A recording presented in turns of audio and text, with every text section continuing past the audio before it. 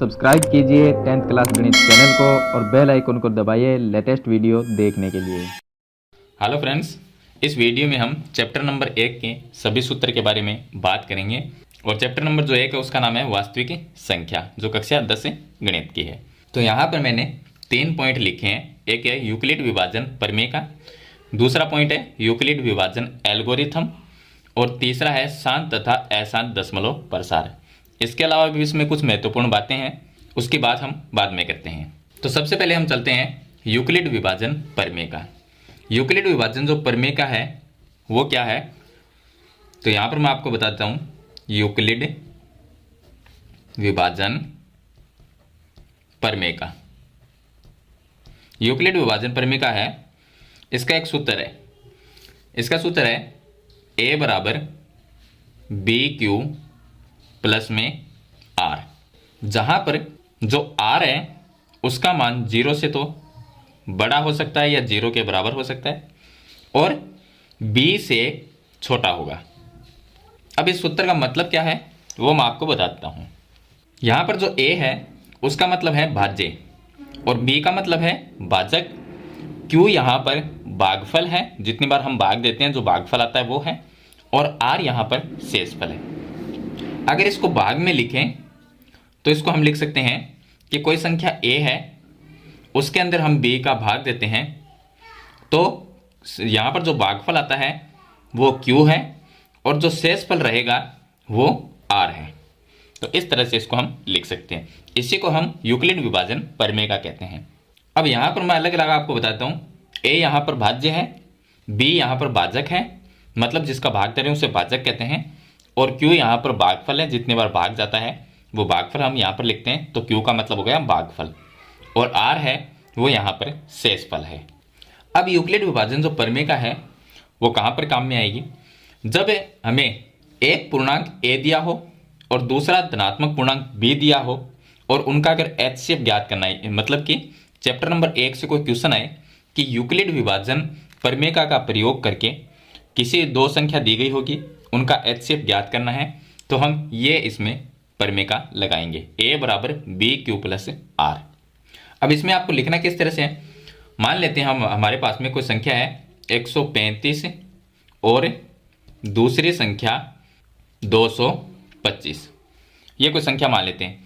इसमें से जो बड़ी संख्या है उसको a की जगह लिखना है, तो इस तरह से लिखना है 225 बराबर 135 का भाग देंगे 225 में, तो 225 तो a की जगह लिखना है, b की जगह 135 लिखना है, और भाग कितनी बार जाएगा वो यहाँ पर गुणा में लिखना है q की जगह, और जो शेषफल रहेगा उसके बाद में वो r की जगह प्लस करके लिखना है।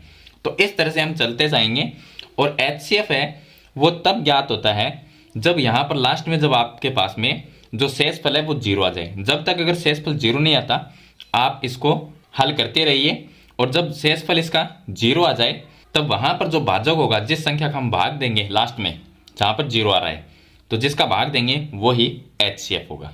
तो यूक्लिड विभाजन प्रमेय से हम दो पूर्णांक दिए गए हों, धनात्मक पूर्णांक a और b, मतलब कोई भी संख्या, उनका हम HCF ज्ञात कर सकते हैं। उसके बाद में है यूक्लिड विभाजन एल्गोरिथम। तो यूक्लिड विभाजन जो एल्गोरिथम है वो यूक्लिड विभाजन प्रमेय के ऊपर ही आधारित है। इसमें भी यही कहा गया है कि दो धनात्मक पूर्णांक अगर हमें a और b दिए गए हैं तो a में b का भाग देके हम भागफल और शेषफल प्राप्त कर सकते हैं, जहां पर जो शेषफल होगा उसका मान हमेशा b से छोटा होगा। आप किसी भी संख्या का भाग करके देख सकते हैं, जो शेषफल आता है वो हमेशा उस संख्या से छोटा होगा जिस संख्या का हम भाग दे रहे हैं। तो ये इसी के ऊपर आधारित है। अब आते हैं हम शांत और अशांत, इसके कुछ क्वेश्चन है इस चैप्टर के अंदर। तो शांत और अशांत कब होगा इसका भी एक फॉर्मूला है। मान लीजिए किसी भी संख्या के हम गुणनखंड करते हैं और गुणनखंड में बट्टे में अगर हमारे पास में गुणनखंड आए 2 और 5 के रूप में, 2 गुणा 5 के रूप में, और उसकी घात है वो n और m हो, यानी कि घात अलग अलग हो सकती है, उसे बराबर बाद में करना है। घात जैसे 2 की घात यहाँ पर 4 आ जाए, 5 की घात यहाँ पर 3 आ जाए, तो इस तरह से घातें अलग अलग हो सकती है। लेकिन गुणनखंड में 2 और 5 आए तब उसका जो दशमलव प्रसार होगा वो शांत होगा। अगर 2 और 5 के अलावा बट्टे में ऊपर कोई भी संख्या हो अगर नीचे 2 आ गया और गुणा में 5 आ जाए, इसकी घात n और इसकी घात m है, और गुणा में अगर कोई भी संख्या आ जाए, जैसे कि 7 आ गया, कोई भी संख्या इनके अलावा आ जाए, तो उसका दशमलव प्रसार हमेशा अशांत होगा। ये चीज़ आपको ध्यान रखनी है। कोई भी संख्या आपको बट्टे में दी गई है, यानी कि एक परिमेय संख्या जिसको हम p/q के रूप में लिख सकते हैं, तो उसके जो बट्टे में संख्या लिखी होगी उसका आपको गुणनखंड करके देखना है कि गुणनखंड में 2 और 5 आ रहा है या उसके अलावा कोई संख्या आ रही है। अगर 2 और 5 आए तब तो आपको लिखना है कि उसका दशमलव प्रसार शांत है। अगर 2 और 5 के अलावा कोई तीसरी संख्या आ जाए, मतलब कि कोई भी संख्या हो सकती है इनके अलावा, अगर वो आ जाए तो इसका दशमलव प्रसार अशांत होगा। तो दशमलव प्रसार के लिए आपको ये चीज़ देखनी है यहाँ पर कि 2 की घात n गुणा 5 की घात m के रूप का होना चाहिए।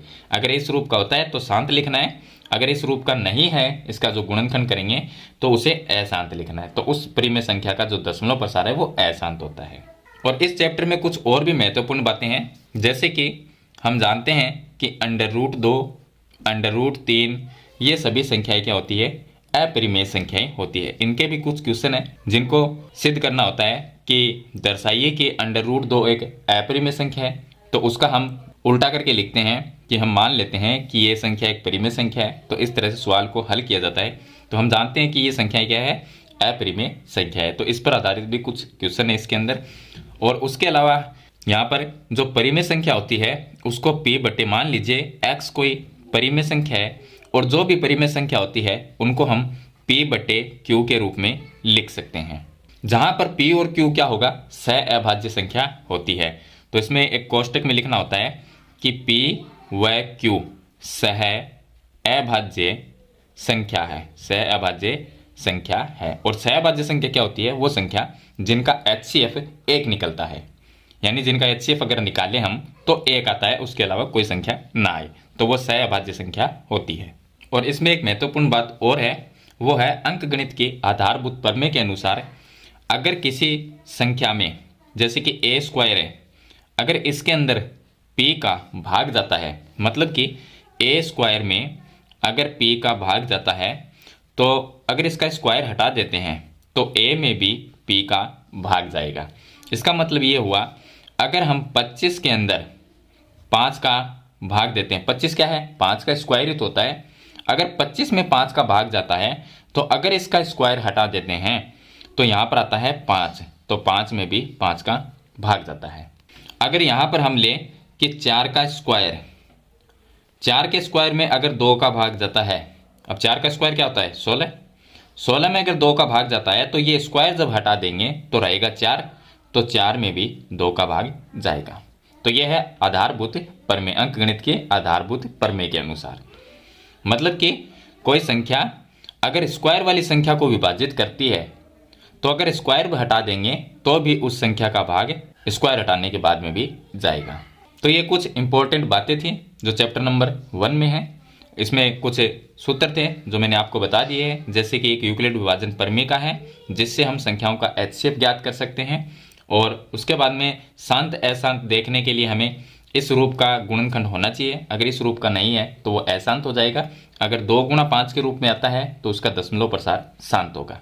तो मेरे ख्याल से यह सूत्र आपको कंप्लीट समझ में आ गए होंगे। फिर भी इसके बाद में कोई सवाल या सुझाव है तो मुझे कमेंट बॉक्स में ज़रूर लिखना। वीडियो पसंद आए तो इसे लाइक और शेयर जरूर कर देना। इस चैनल पे आप नए हैं तो सब्सक्राइब करना। हम मिलते हैं एक नई वीडियो के साथ, तब तक के लिए थैंक यू।